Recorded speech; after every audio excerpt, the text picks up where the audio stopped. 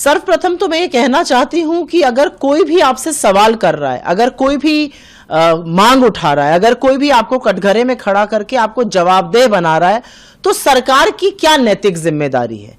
क्या सरकार की जिम्मेदारी नहीं है कि वो सवाल का जवाब दे? क्या सरकार की जिम्मेदारी नहीं है कि नैतिकता के आधार पर इस देश के शिक्षा मंत्री शिक्षा मंत्री धर्मेंद्र प्रधान का इस्तीफा होना चाहिए? इस देश का युवा आक्रोशित है, पेपर लीक हो रहे हैं, लेकिन असलियत यह है कि राहुल गांधी छात्रों की गूंज की बात कर रहे हैं और नरेंद्र मोदी लाठियों की गूंज बरसा रही है। इस नेशनल कैपिटल में सरकार जवाबदेही से क्यों भाग रही है?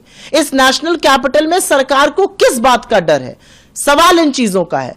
क्या छात्रों पर लाठियां बरसाना ही सरकार का परम कर्तव्य है? हर बार हमने देखा है, जब भी लोग आक्रोशित होते हैं, जब भी लोग सवाल पूछते हैं, जब भी लोग जवाबदेह सरकार को बनाते हैं, चाहे वो किसान हो, उनके लिए कीलें गड़वा दी जाती हैं सड़कों पर, चाहे वो हमारी महिला पहलवान हो, उनको सड़कों पर घसीटा जाता है। आज बच्चों पर, छात्रों पर लाठियां बरसाई जा रही हैं। हम चाह रहे हैं कि संसद में बहस हो, एक ब्रोकन एजुकेशन सिस्टम को ठीक किया जाए। राहुल गांधी जी जो छात्रों की गूंज कर रहे हैं और तमाम युवा छात्रों से मिल रहे हैं, तमाम टीचर्स उनके साथ जुड़ रहे हैं, वो क्यों जुड़ रहे हैं?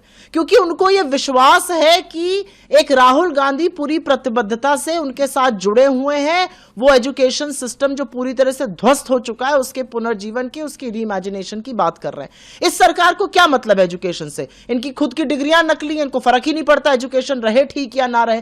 धर्मेंद्र प्रधान को अपने पद पर बने रहने का क्या नैतिक हक है? इस बात का जवाब दिया जाए। धर्मेंद्र प्रधान इसी बीच गृह मंत्री से भी मुलाकात कर रहे हैं। क्या आपकी उम्मीद है आपको कि शायद इसी मसले को लेकर? मुझे नहीं पता किस मसले को लेकर हो रहा है। अगर ये सरकार के अंदर थोड़ी भी नैतिकता होती तो ये लोगों की बात सुनते, ये जनता के आक्रोश को समझते, जनता की जवाबदेही जो जनता इनके तय करना चाहती है उसको जवाब देते। ये सरकार किसी से मिलने नहीं आई। आपने सोनम वांगचुक जी का नाम लिया, वो वहां बैठे हुए थे, उनकी अब खैर मांग बदल गई है, मैं समझ नहीं पाई। उनकी मांग तो हटाने की थी धर्मेंद्र प्रधान जी को, अब सिर्फ मुलाकात की बात हो रही है, उस पर मैं टिप्पणी नहीं करना चाहती हूं। एक भी सरकार का नुमाइंदा आया मिलने। यह सरकार की असहनशीलता, संवेदनशीलता, यह सरकार की कहीं ना कहीं निर्दयता दिखाता है। इस सरकार का जनता से नाता पूरी तरह से टूट चुका है।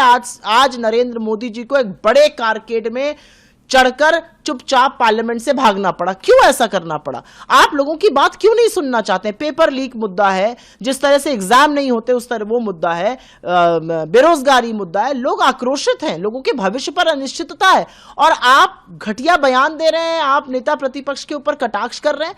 ये किस किस्म के प्रधानमंत्री हैं, मैं ये जानना चाहती हूं।